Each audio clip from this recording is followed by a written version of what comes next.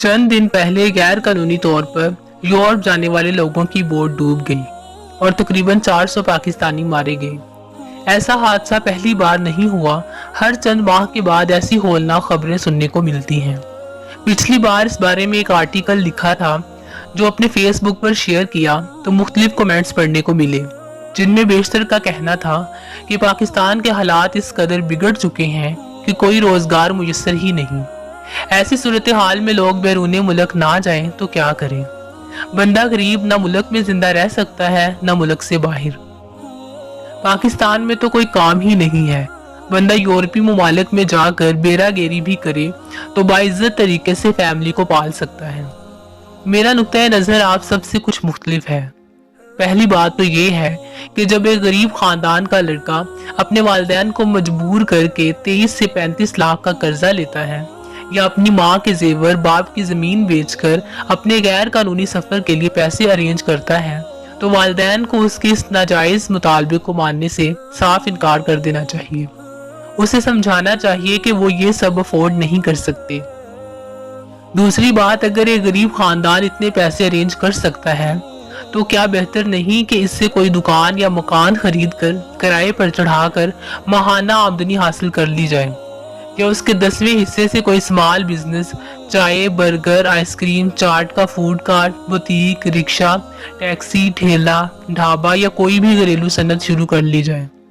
लेकिन मसला ये है कि इस तरीके से बैरूने मुल्क जाने के ख्वाहिशमंद बेशतर लड़के मैट्रिक या अंडर मैट्रिक होते हैं और ये शहजादे मजदूरी या छोटे मोटे काम को अपनी शान के खिलाफ समझते हैं। वो चाहते हैं कि पीएम या सदर का ओहदा उन्हें मिले और वो बिस्तर पर लेट कर बस ऐश करें, कोई काम ना करना पड़े और दुनिया जहान की आसाइशें भी उन्हें मिल जाए। ऐसे माइंडसेट के साथ जब ये अपने किसी देहाती या शहरी दोस्त, रिश्तेदार या हमसाए को किसी मिडल ईस्टर्न या मगरबी मुल्क में जाकर कमाता देखते हैं तो समझते हैं कि बस किसी तरह एक बार उस मुल्क में पहुंच जाएं। फिर वहां सड़कों पर बिखरे और दरख्तों पर लगे डॉलर्स और पाउंड समेट कर खुद भी ऐश करेंगे और पीछे वालों को भी करवाएंगे। चूंकि ये पढ़े लिखे तो होते नहीं, इसलिए ना तो गूगल पर कुछ रिसर्च करके इन ममालिक के वीजा प्रोसेस के बारे में जान सकते हैं, ना ही उन्हें ये इल्म होता है कि बगैर लीगल वीजे के इन मुल्क में जाना किस कदर खतरनाक होता है। इस सफर के दौरान उनकी जान भी जा सकती है और बिल फर्ज मुहाल वहां पहुंच भी गए तो डिपोर्ट भी हो सकते हैं। फर्ज करें ऐसा नहीं हुआ तो भी रहाइश और काम के सिलसिले में दुश्वारियां पेश आती हैं। गैर कानूनी तौर पर रहने वालों को हर वक्त धड़का लगा रहता है कि पकड़े ना जाएं। काम पहले तो मिलता नहीं और अगर मिले भी तो आजर बहुत कम उजरत देकर तवील ड्यूटी आवर्स में काम लेता है। और सच तो ये है कि जो लड़के अपने मुल्क में मजदूरी या छोटी मोटी जॉब को कसरे शान समझते हैं, वहां जाकर भी डिश वॉशिंग, टॉयलेट क्लीनिंग, बेरागेरी और लॉन मूविंग जैसे मामूली काम ही करते हैं। क्योंकि जैसे पाकिस्तान में मुआशी बहरान और महंगाई है, वैसे ही दुनिया भर में ये मसाइल हैं। कोरोना की वजह से हर मुल्क इस मसले से दोचार है। मेरे बहन भाई और रिश्तेदार यूके, यूएस, न्यूजीलैंड, दुबई, सऊदीया, बहरीन और कनाडा में मुकीम हैं। बाज़ औक़ात लोग मुझे भी ये मशवरा देते हैं कि आप वहीं शिफ्ट हो जाएं, आपके तो बहन भाई नेशनल हैं। मेरा जवाब हमेशा यही होता है कि वो नेशनल है मगर वीजा ऑफिसर नहीं, ना ही वहां के किंग क्वीन के जब चाहे जिसे चाहे बुला लें। अगर कोई भी शख्स किसी मगरबी मुल्क में जाकर कमाना चाहता है तो बेहतरीन तरीका है कि वहां के किसी शहरी से शादी करके जाए या स्टूडेंट वर्क वीजा पर जाए, जिसका प्रोसीजर ये है कि किसी यूनिवर्सिटी में दाखिला लेकर वीजा अप्लाई किया जाए या वर्क वीजा की फी अदा करके परमिट लेकर वहां जाए। मियाँ बीवी का वीजा तो सबसे आसान है, लेकिन बाकी दो के लिए आपको आइलेट्स करना होता है, ग्रेजुएशन की डिग्री या कोई टेक्निकल सर्टिफिकेट चाहिए होता है और फी के तौर पर 3,000 से 10,000 डॉलर्स या पाउंड्स और आप लीगल तरीके से वहां पहुंच सकते हैं। मगर ये मत समझिए कि आपने एयरपोर्ट से कदम बाहर निकाला नहीं और नौकरियां ट्रे में रखकर आपको पेश कर दी जाएंगी। अब आप जो जॉब चाहेंगे कर लेंगे। सबसे पहले आपको रहाइश चाहिए होगी, जो यकीनन आप एक कमरा भी अफोर्ड नहीं कर सकते। इसलिए 3 से 5 लोगों के साथ एक छोटा सा कमरा शेयर करना पड़ेगा, जिसका माहाना किराया और बिल 300 से $500 पाउंड्स होगा। खाने पीने की अशिया भी महंगी हैं और बसों टैक्सियों के किराए भी। यानी आपको कोई ऐसी जॉब करनी पड़ेगी जो आपको 400 से 1000 तक पे करे, तभी आप अपना खर्चा भी उठा पाएंगे और अपनी फैमिली को भी कुछ भेजने के काबिल होंगे। और ऐसा एकदम मुमकिन नहीं होता, क्योंकि हर हुकूमत और मुल्क के कुछ कवानीन होते हैं और हर मुल्क ही बेरोजगारी और मुआशी मसाइल का सामना कर रहा है। पढ़ा लिखा शख्स तो दुनिया में कहीं भी हो और कुछ कर सके या नहीं, ट्यूशन पढ़ा कर भी गुजारा कर लेता है, लेकिन बगैर किसी हुनर या डिग्री के इंसान कुछ भी नहीं कर सकता।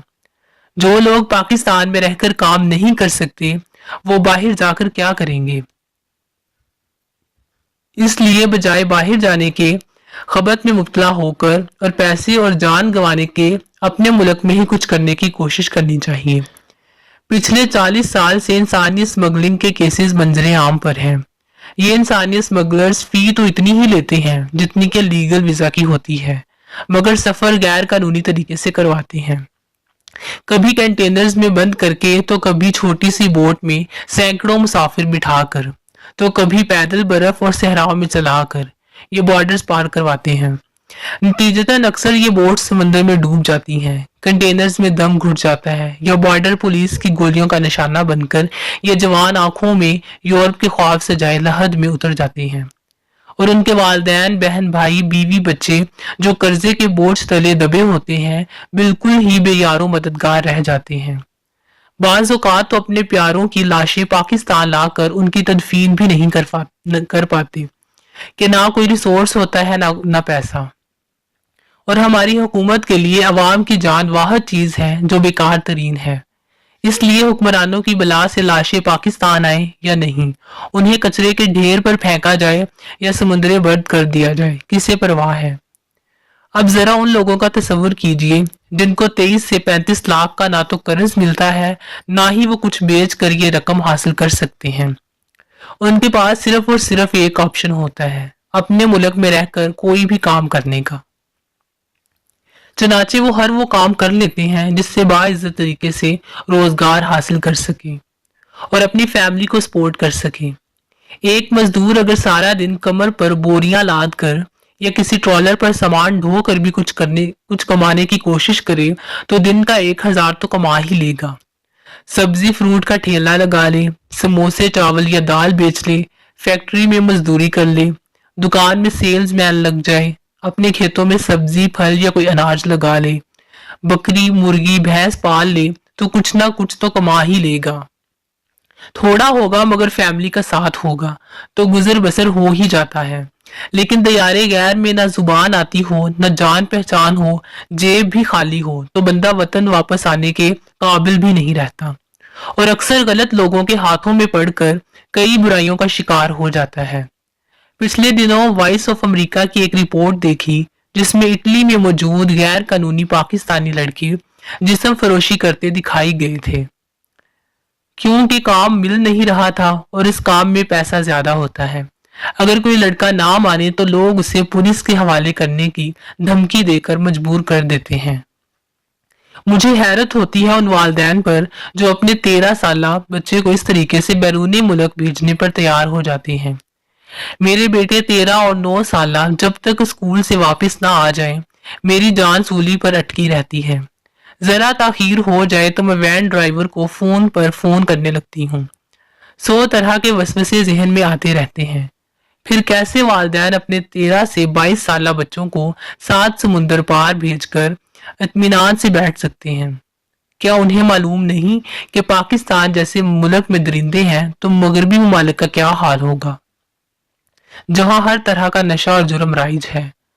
माजरत के साथ ऐसे सख्त अल्फाज इस्तेमाल नहीं करना चाहती, मगर मजबूरी है कि जब जवान बच्चे लालच में आकर बाहर जाने की बात करते हैं और वालिदैन को सबज बाग दिखाते हैं कि वहां जाकर कर्ज भी उतार देंगे, बहन भाइयों की शादियां भी कर देंगे, घर भी बना लेंगे, तो वालिदैन भी दिल पर पत्थर रखकर इस ख्वाब की ताबीर ढूंढने निकल पड़ते हैं।